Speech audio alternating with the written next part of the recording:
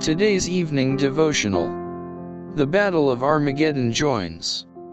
These shall make war with the Lamb, and the Lamb shall overcome them, for he is Lord of lords, and King of kings, and they that are with him are called, and chosen, and faithful.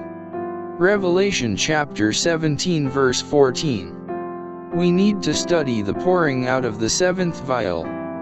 The powers of evil will not yield up the conflict without a struggle.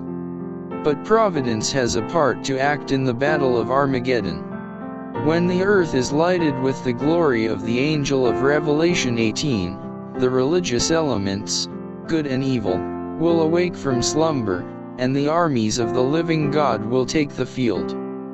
For mighty angels hold back the powers of this earth till the servants of God are sealed in their foreheads. The nations of the world are eager for conflict, but they are held in check by the angels. When this restraining power is removed, there will come a time of trouble and anguish.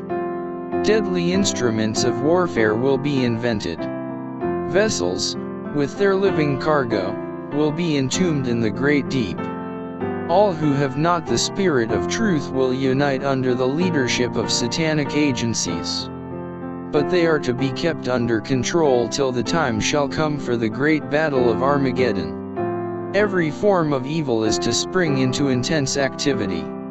Evil angels unite their powers with evil men, and as they have been in constant conflict and attained an experience in the best modes of deception and battle, and have been strengthening for centuries, they will not yield the last great final contest without a desperate struggle.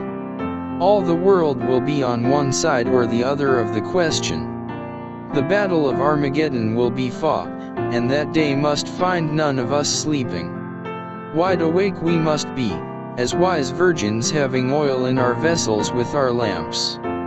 The power of the Holy Ghost must be upon us, and the captain of the Lord's host will stand at the head of the angels of heaven to direct the battle. Solemn events before us are yet to transpire.